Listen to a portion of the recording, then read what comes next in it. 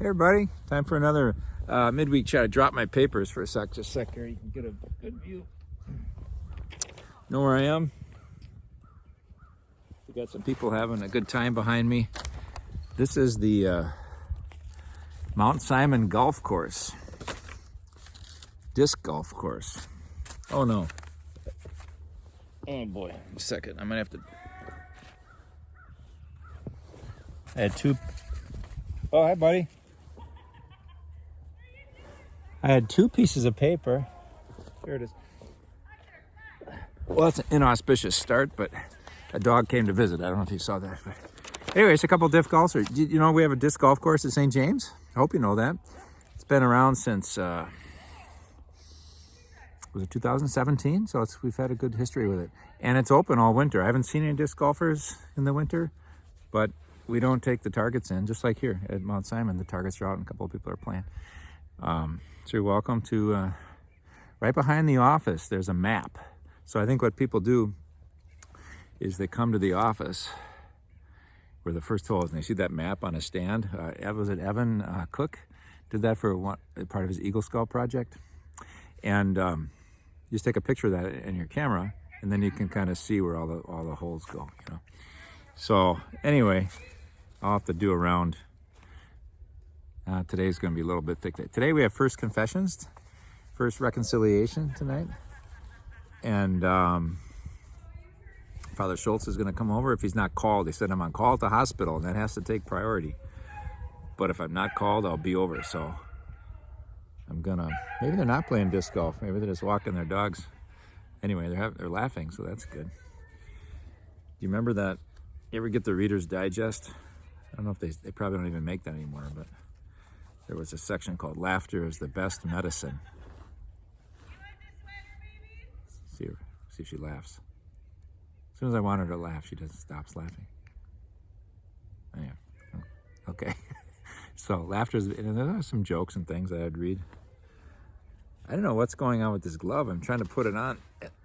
I was spreading salt with it, I think, a couple weekends ago before Masses, and I think maybe I destroyed these gloves because I can't even get my fingers in them. So it goes. I got some Parish news. I wanted to tell you about the disc golf course at St. James. We have Gail, let me know, Stitchin, that she's on the committee. The women's group in the parish called the PCCW, Parish Council of Catholic Women. We had our parish-wide 75th anniversary as a parish at St. James. We had a lovely celebration. Well, just months after the parish was established, the women's group was established. I think back then maybe they called it the Altar Society. Not sure, but I don't think they called it the PCCW, but now that's what it is. But it's a continuous group. The name has changed.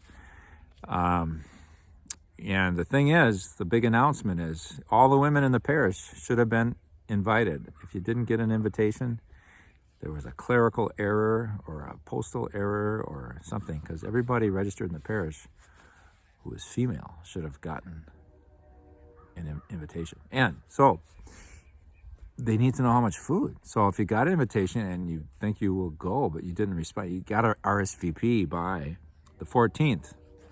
The party is on the 21st, and that's a Sunday, and so you got to RSVP by the 14th.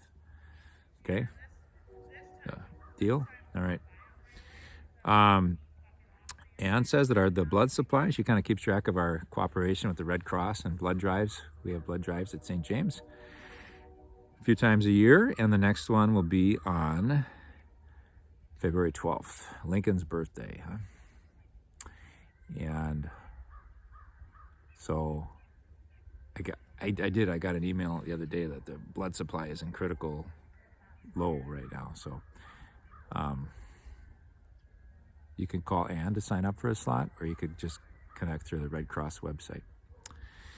You can donate there too, but you know, we always like to have a good show for our parish drive. Kind of a festive atmosphere here. They are throwing discs. They're not moving along the course very much though. Anyway, also we got a hand warmer drive. So hand warmers, those little pouch things you stick inside your glove, and then you can put your glove on and And it's not just your frozen hands that are trying to keep you warm, but there's a little heat generating. So for our homeless population in Eau Claire, we're collecting hand warmers for them.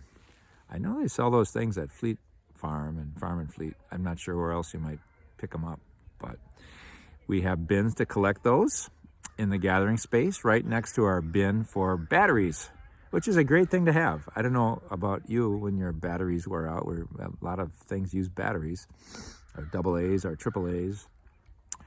And I've known they're not good things to throw away. What do you do with them?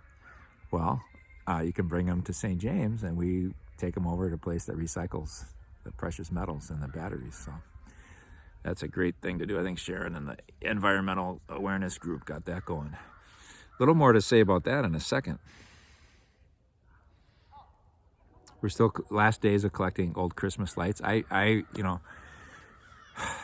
I do this thing. I like lights in winter because it gets a little bit dark and dreary. I try to be, I'm not trying to show off too much here, but maybe a little. In Advent, I have purple and blue lights. Then on Christmas Eve, I unplug those and I plug in white lights for Christmas. Well, now Christmas season's over, so now what do? Well, I unplug the white lights and I put on green lights. So now we have green lights at the office wreath, at the rectory railing, and on my Jerusalem pine tree that I keep inside. So a little way to stay in sync with the church, the color of our lights. So ordinary time is green, so that's why they're green. But I was trying to plug in these green lights from last year and they don't work, and then it's like, I don't know, I watched so many YouTube videos. It seemed really difficult to try to repair Christmas lights that have burned out. It seems like you need to have this little machine, like a little gun that detects amperage, or there they go, see. Anyway, I gave up. There was I think it was this string was supposed to have 100 lights, about 30 of them were on for some reason. And then they said if there's just a few on, they won't last very long because they use more voltage. The voltage isn't spread out between all 100 lights. It just gets juiced into 30 of them. So that stresses the light bulb, I guess. Anyway, it was nice to have a place to take them. I guess they take those Christmas light strings over at Spickler's and they grind them up, and then a magnet takes out the copper from the wire or something. But it's a good thing. It's a good thing versus going down into the earth. Last week to order ravioli. I just put my ravioli in. I always get excited. We're having the homemade Italian dinner. It's going to be on Saturday, January 20th. So it's coming up now. Yeah, but you got to get your order in. It's takeout only. There's not a sit-down meal, and you can't order at the door. You got to have your order in. So it's a little bit different way of doing it. I think it's easier logistically, and it's a fundraiser for our high school youth service trip out to Montana this June. But I always get excited about the Italian dinners coming because it's just fantastic. It's homemade pasta, homemade sausage. I mean, the sausage comes from the animals, but they put it together and yeah. So, but I just think it's coming. A great Italian dinner, but I forget to buy a ticket. I'm like, oh, I got to get a ticket, So I did that today, thankfully. Yeah, so that's coming up. I mentioned First Reconciliation. Father Schultz, what should I make Father Schultz for dinner tonight? He said he'd come over 5:30, so he's a healthy eater, but I think he likes to eat good things too. So maybe I'll get a nice salad mix, like a chopped salad mix, and I don't know, some shrimp or something, spaghetti. I don't know. Maybe he'd like cacio e pepe. That's a little thing I learned how to make. I was watching that Stanley Tucci CNN show about traveling through Italy. Yeah, I can make it in 10 minutes, but you have the right cheese. The cheese is kind of expensive. You're supposed to have Pecorino Romano. You could just use Parm, but you got to have that fresh stuff. And basically, you boil this thin spaghetti in water, and you don't drain it. So you put just enough water in, so it's kind of soupy when it's done cooking. And then you throw in all this grated Parmesan and Pecorino Romano. And then a ton of black pepper, grated and a little sauteed to bring out the flavor. Then you add all that in, and olive oil. and it's it. It's done. They say it on the show. It was the quintessential Roman pasta.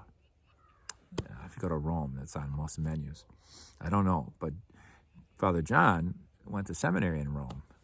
He was there a very exciting time during Vatican II, and so I don't know. Maybe he would enjoy that. We'll see. Hopefully, he doesn't get called away for his hospital work. So we'll see how that goes. I could make all this stuff, and then he can't come. We were talking about kids' mass. We had the kids' mass today. They got to act out the story of God calling Samuel, the boy. I believe this is going to be our first reading this weekend as well, but it was the daily reading today. You know the story. So Eli's the old man at the temple, and Samuel's she prayed and prayed his mother Hannah for a child, and said, if you give me a child, I'll give him to the Lord. So this child was born, Samuel, and she put him in the Lord's service. So he's like Eli's assistant in the temple. I'm sorry if I'm getting some of the details wrong, but then Samuel hears his name at night, Samuel, Samuel, and he gets up and goes over to Eli and says, what? and Eli says, I didn't call you, go back to bed. This happens a few times. And then finally Eli figures, oh, God's talking to him, So he says, Samuel, if you hear your name again, it's not me, okay? I'm trying to sleep myself. But it's God. So if you hear your name again, just get up and say, speak, Lord, your servant is listening. Speak, Lord, your servant is listening. And I forgot to look it up. I think the Lord does say something, but in the readings we hear, it just kind of goes on that Samuel grew in age and wisdom, and he became a great prophet for the Lord.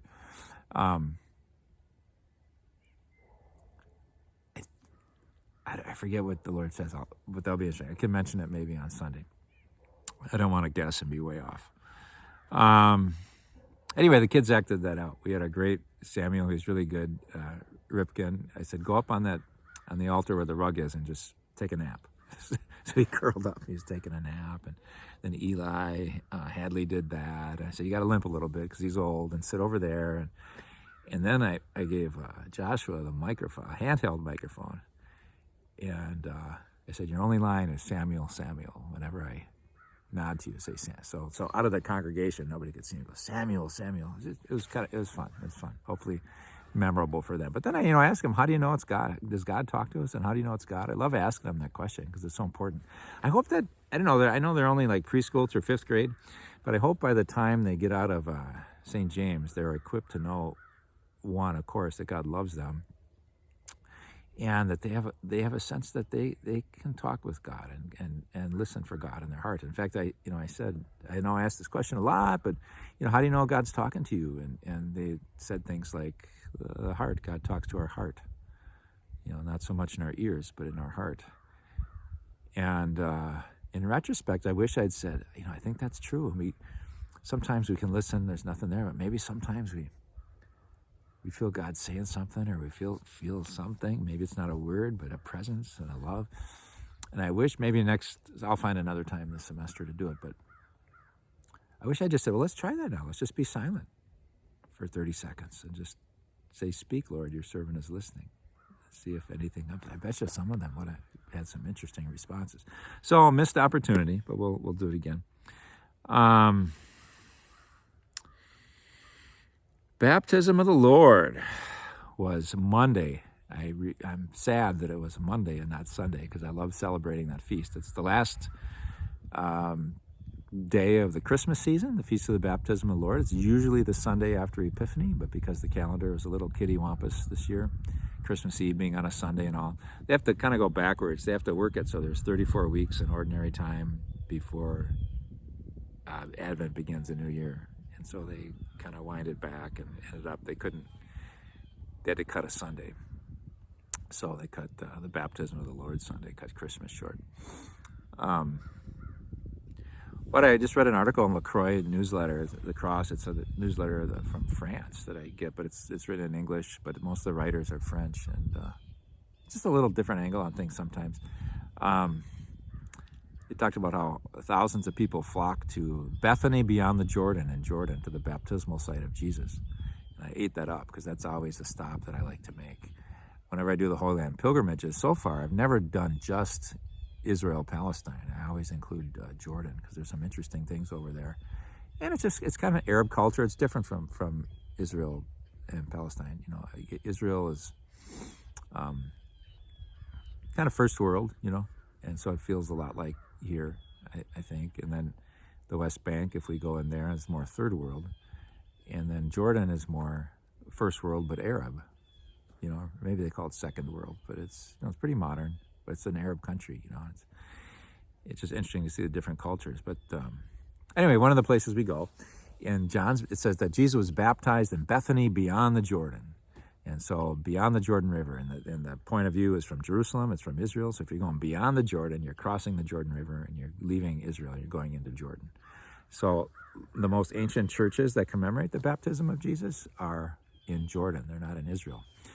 Though about 20 years ago, Israel built a place for Christian pilgrims to go as a baptismal site. But it's not really the baptismal site. I mean, Jordan's there. The River Jordan is there, but it's like, you know, so. And what's great about having the baptismal site over the Jordan, it's like Jesus crosses the Jordan with all the people from Jerusalem that are doing that, and then coming back to Jerusalem, Nazareth, all those places in Israel from Jordan, you're crossing the Jordan, and that imitates ancient Israel with Joshua after Moses died, Joshua leading the people into the promised land, right? So they came through the wilderness. Moses died on Mount Nebo, another great place to visit in Jordan, and then crossed into the Holy Land, into the promised land from Jordan, modern-day Jordan, into modern-day Israel. And so I'm sure that symbolism wasn't lost on John the Baptist or on Jesus, that people would go to be baptized by John, cross the waters, repent, ask for God's help in living a new, better way of life, you know, and then also symbolic. Then they cross the Jordan and come back in Israel. So it's like we're gonna start something new, a new life here. I'm gonna live better. I'm gonna be less selfish, you know. So anyway, it's a beautiful place to visit. We went there. There's actually a spot that commemorates the spot where the Jordan River in Jesus' day was wide. It was more of a mighty river, and now it's barely a trickle. It's more than a trickle, but it's heavily irrigated for agriculture. So a lot of and drinking water. They just suck water right out of it. So I'm sure there's some springs involved and all, but the water is from the mountains. There's a lot of mountains north of the Sea of Galilee, and that melt comes down and it forms the Jordan River, and that Jordan River North Branch flows into the Sea of Galilee. And then Sea of Galilee is about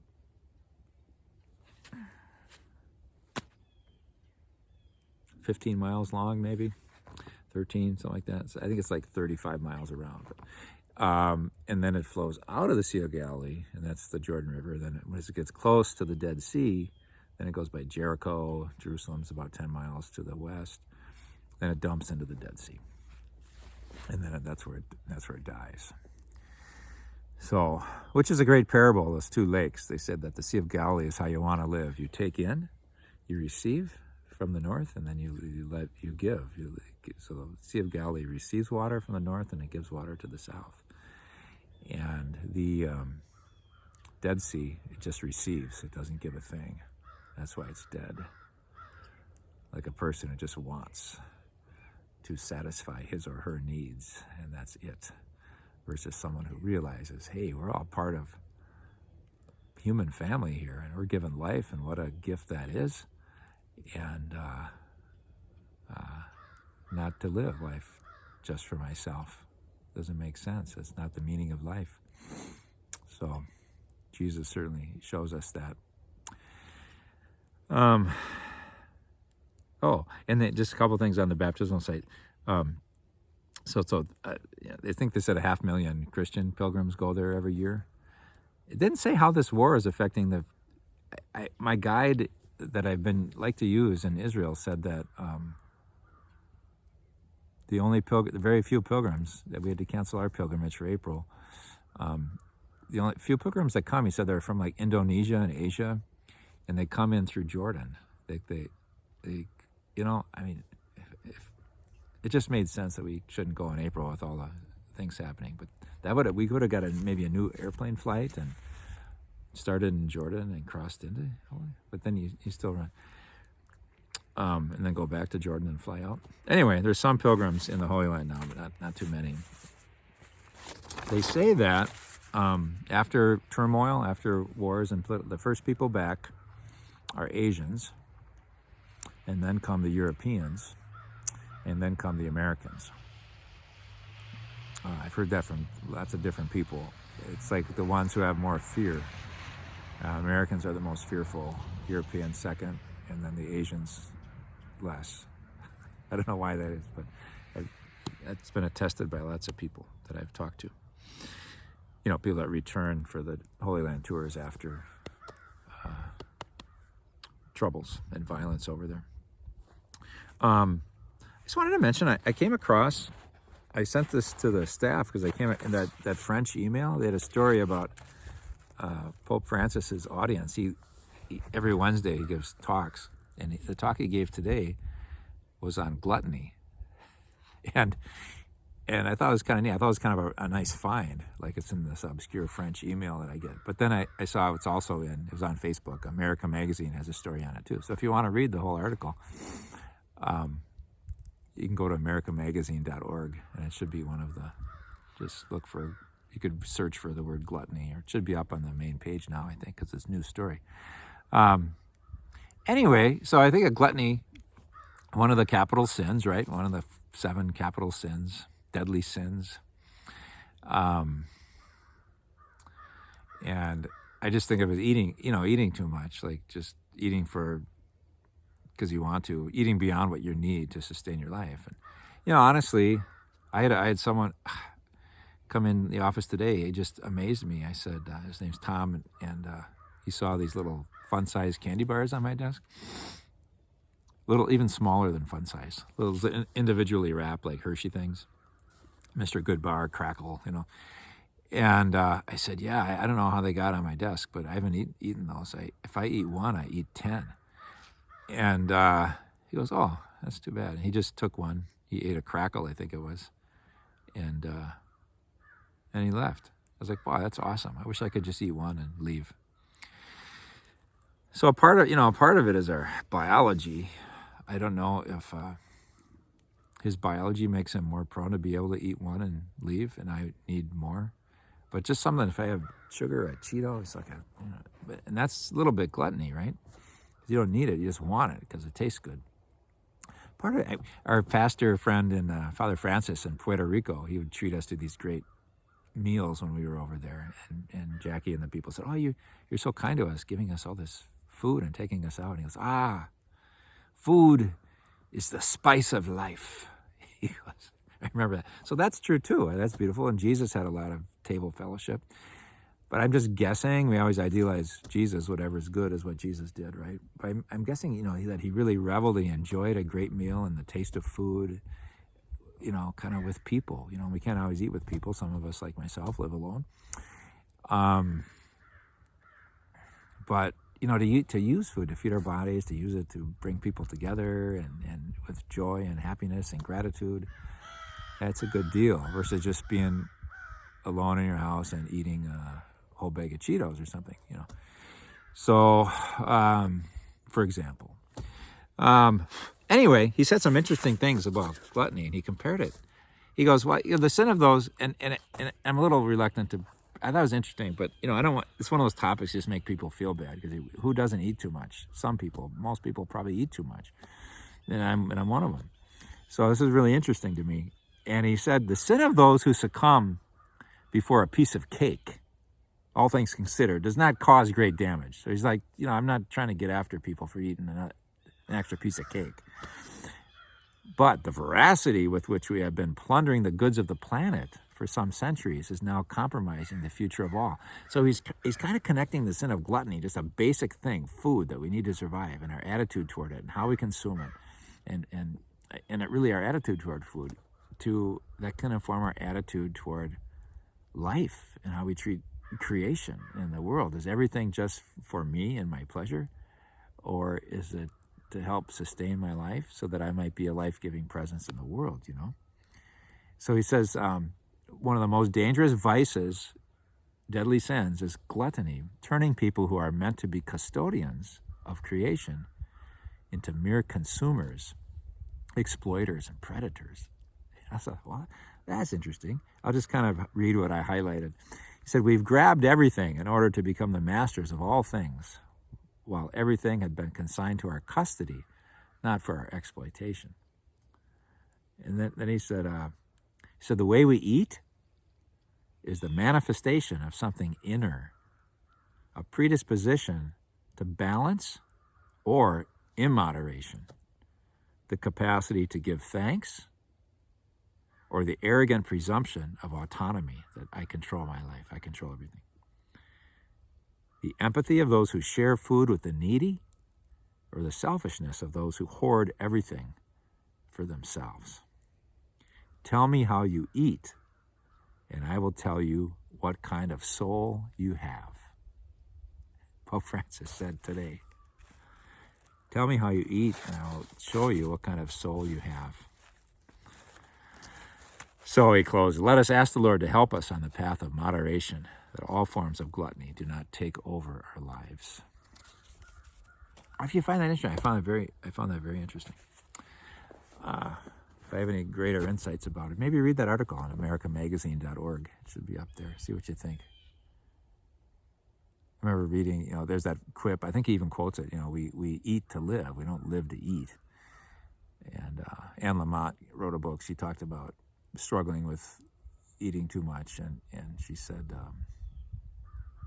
what helped her was just the awareness that when she's eating, she's meant to be feeding herself, like to keep herself alive,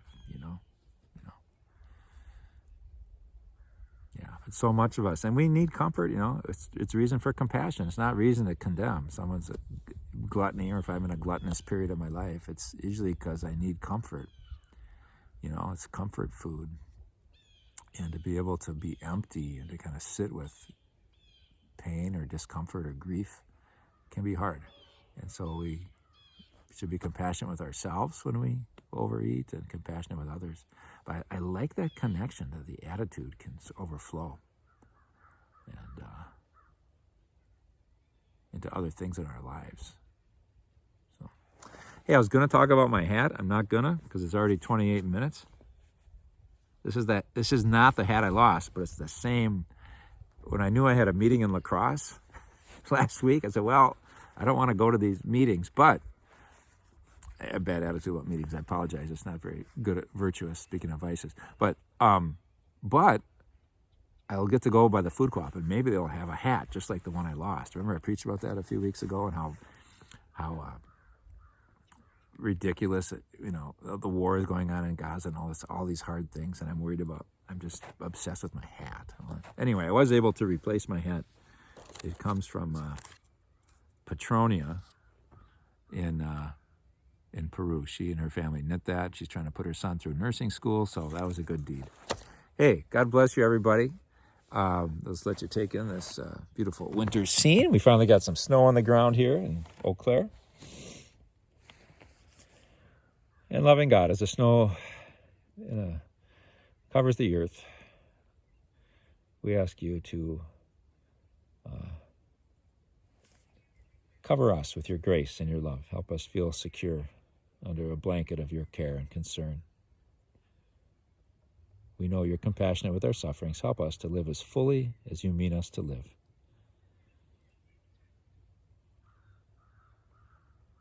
God bless you, everybody.